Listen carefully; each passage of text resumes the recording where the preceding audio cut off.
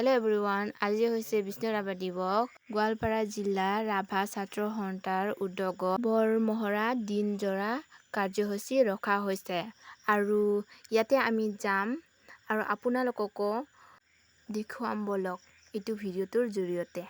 যিহেতু ৰাভা দিৱস আৰু মই ৰাভা ট্ৰেডিশ্যনেল ড্ৰেছটোৱে পিন্ধিবলৈ লৈছোঁ। বাৰিষাৰ বতৰ যিহেতু বৰষুণ আহিছে আৰু আমি বৰষুণ পৰিলেও হাতত ছাতি লৈ কিনে গৈ আছোঁ আৰু এতিয়া বাছত উঠিলোঁ আৰু বাছত উঠি কিনে আমাৰ যাত্ৰাটো আৰম্ভ কৰিলোঁ বৰমহৰালৈ। ঠাইখিনিলৈ আহি পালোঁ।